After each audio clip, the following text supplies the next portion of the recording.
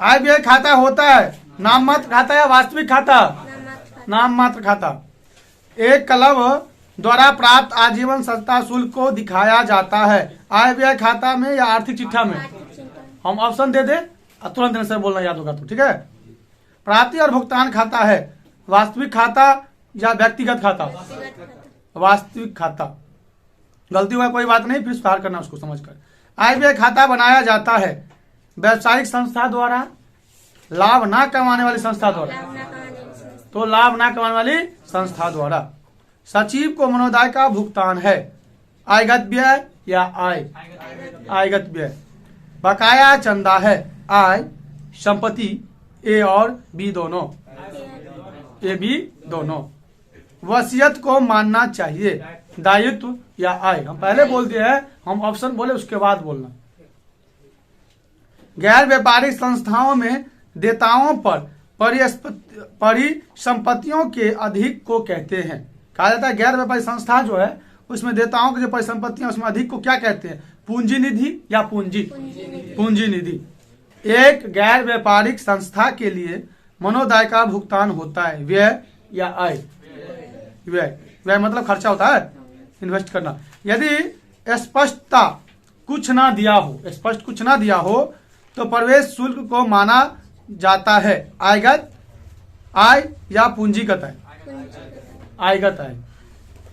विशिष्ट दान है पूंजीगत प्राप्ति या संपत्ति? पूंजीगत प्राप्ति। आय व्यय खाता में लिखे जाते हैं लेन देन दर्ज करने के लिए केवल आयगत प्राप्ति या केवल पूंजीगत प्राप्ति? केवल आयगत प्रकृति। प्रकृति दिया इसमें। अगला क्वेश्चन है तुम्हारा, एक क्लब द्वारा प्राप्त आजीवन सत्ता शुल्क है आयगत प्राप्ति या पूंजीगत प्राप्ति? पूंजीगत प्राप्ति। पूंजीगत प्रकृति की सभी प्राप्तियां दिखाई जाती है आय व्यय खाता में या स्थिति विवरण में? स्थिति विवरण में। क्वेश्चन समझो, सुनो, दिमाग लगाओ, फिर जवाब दो। पूंजीगत प्राप्ति की सभी प्राप्तियां दिखाई जाती है किसमें? स्थिति विवरण में। आयगत प्रकृति की सभी मदें दिखाई जाती है आयगत व्यय में या स्थिति विवरण में? आयगत व्यय में। निम्न में से कौन लाभ कमाने वाली संस्था है? मारुति उद्योग या हॉस्पिटल? मारुति उद्योग। एक क्लब द्वारा प्राप्त अंतिम चंदे को चिट्ठे के किस पक्ष में दिखाया जाता है? दायित्व पक्ष या संपत्ति पक्ष? दायित्व पक्ष में। कौन आय नहीं है? एंडोमेंट निधि या दान? एंडोमेंट निधि। एक व्यापारिक संस्था में अधिक लेन देन होते हैं नगद या उधार? अधिक तो नगद होगा ना। लाभ न कमाने वाली संस्था का मुख्य उद्देश्य होता है समाज की सेवा करना या लाभ कमाना। एक संस्था द्वारा प्राप्त चंदा है आयगत प्राप्ति या पूंजीगत प्राप्ति? एक स्कूल द्वारा वार्षिक उत्सव के लिए प्राप्त किया गया चंदा माना जाना चाहिए पूंजीगत प्राप्ति या संपत्ति? पूंजीगत प्राप्ति।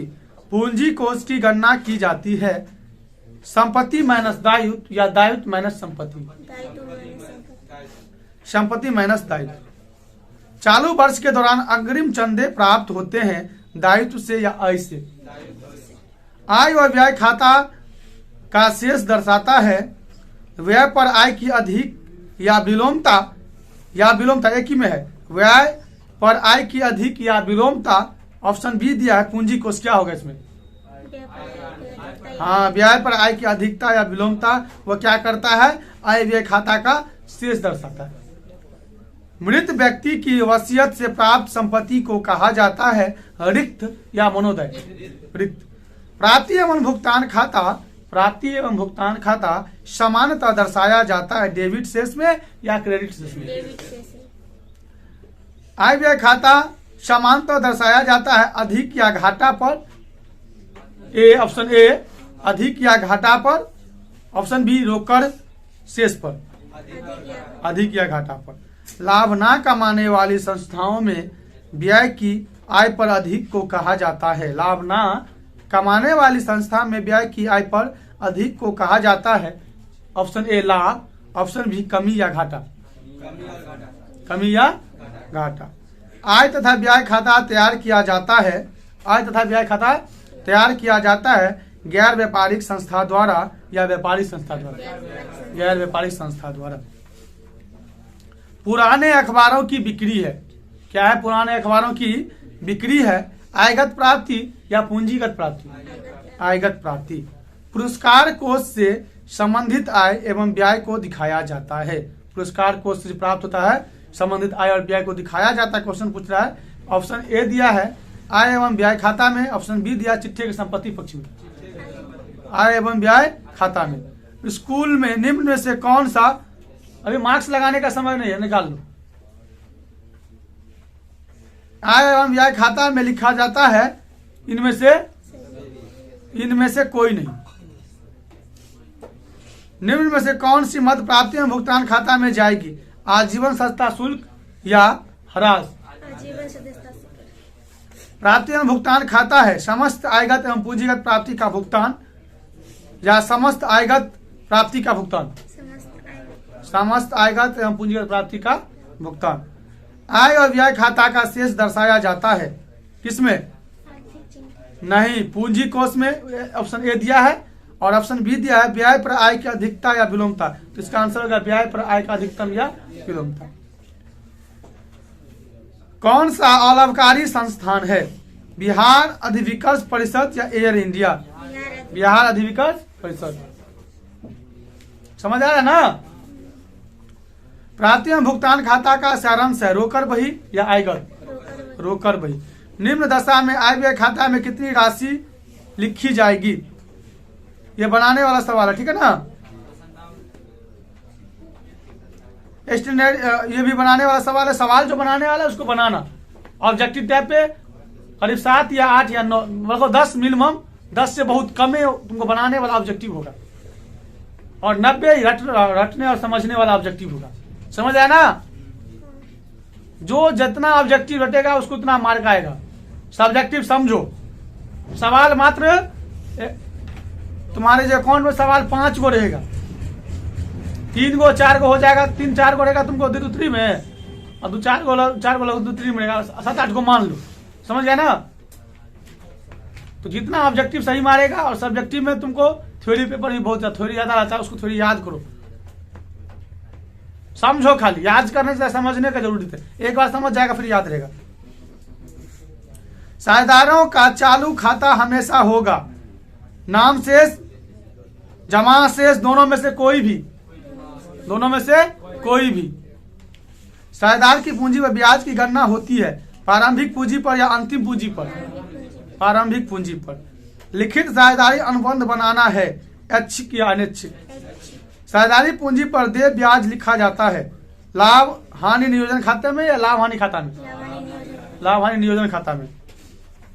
फर्म के लिए साझेदार की आरोहण पर ब्याज व्यय है या आय है? आय है, ठीक है। साझेदारी फर्म में लाभ हानि का विभाजन किया जाता है पूंजी के अनुपात में या साझेदार समझौता के अनुसार? साझेदारी फर्म के में लाभ हानि का विभाजन जो किया जाता है वो समझौता के अनुसार, समझौता किया जाता है उसमें कितना प्रतिशत अनुपात में लाभ हानि का विभाजन किया जाएगा, वो कौन सा आधार कितना में पूंजी का अंश लेके आया। समझ गया ना? 11वीं में जो है वो भी सुनना, उसको भी काम देगा। ये बात है तो तुम्हारा पढ़ाई नहीं है। 11वीं में जो कॉमर्स में हो वो भी सुनो। लाभ हानि नियोजन खाता बनाया जाता है, क्या बनाया था? लाभ हानि नियोजन खाता बनाया जाता है विभाजन लाभ निर्धारण करने के लिए या संचय कोष बनाने के लिए? विभाजन लाभ निर्धारण करने के लिए। एक समान साझेदारों में साझेदारों की अधिकतम संख्या होती है 50 या 10। निम्नलिखित में से कौन सा लाभ विभाजन नियोजन है? निम्न में से कौन लाभ विभाजन या लाभ का नियोजन है? पूंजी पर ब्याज या ऋण पर ब्याज? साझेदारी संलेख के अभाव में साझेदारी संलेख के अभाव में साझेदार हकदार नहीं है वेतन पाने का, पूंजी पर ब्याज पाने का, कमीशन पाने का, उपयुक्त सभी पाने का अधिकार नहीं है उसको। समझ गया ना? साझेदारी की पूंजी अस्थायी होने पर कौन से खाते खोले जाते हैं? केवल चालू खाते या पूंजी और चालू खाते दोनों? चालू खाता दोनों। पूंजी और चालू खाते दोनों। एक साझेदारी फर्म के लक्षण है। 2 या 2 से अधिक व्यक्ति, ऑप्शन ए। ऑप्शन बी निर्धारित अनुपात में लाभ विभाजन, और ऑप्शन डी इसमें दिया है उपयुक्त सभी होगा। साझेदारी की पूंजी पर ब्याज है, विनियोजन या व्यय। नियोजन। साझेदारों के आरोहण पर ब्याज है, व्यवसाय के लिए लाभ या व्यवसाय के लिए हानि। व्यवसाय के लिए लाभ। साझेदार का फर्म से संबंध होता है, स्वामी और एजेंट का या स्वामी का। स्वामी एवं साझेदार का दायित्व होता है, असीमित या सीमित। साझेदार के आरोहण पर ब्याज के लिए डेबिट किया जाता है, साझेदार के पूंजी खाते में, साझेदार के आरोहण खाते में, साझेदार की पूंजी। साझेदार के पूंजी खाते में। ऋण पत्र पर ब्याज है, अप्रत्यक्ष या प्रत्यक्ष। अप्रत्यक्ष। साझेदार के वेतन से नाम किया जाता है, लाभ हानि नियोजन खाते में, व्यापारी खाते में। लाभ हानि नियोजन। लाभ हानि नियोजन खाते में। साझेदारी हो सकती है सीमित, असीमित, ऐच्छिक, इनमें से। इसका होगा आंसर इनमें से। साझेदारी संलेख को कहा जाता है, पार्षद अंतर्नियम या साझेदारी के अधीन अंतर्नियम। साझेदार है तो साझेदारी का अंतर्नियम, कॉमन सेंस लगाया करो कभी कभी। साझेदारी अधिनियम किस वर्ष लागू हुआ? 1932 या 33? 1932। साझेदारी संलेख के अभाव में साझेदार पाने का अधिकार नहीं है, इनमें से कुछ नहीं। यानी कि ना वो लाभ प्राप्त कर सकता है, ना वो ऋण प्राप्त कर सकता है, ना वो ब्याज प्राप्त कर सकता है। ठीक है। फर्म के लिए पूंजी पर ब्याज है, हानि या लाभ। साझेदार के पूंजी खाते में प्रारंभिक शेष को क्रेडिट किया जाता है, पूंजी पर ब्याज या आरोहण। पूंजी पर ब्याज। साझेदार का चालू खाता बनाया जाता है जब साझेदार के पूंजी रखी जाती है, अस्थायी आधार पे या परिवर्तनशील के आधार पे। अस्थायी। अस्थायी आधार पे। परिवर्तनशील पूंजी खाते को क्रेडिट किया जाता है वर्ष के लाभ से या इनमें से। ठीक है।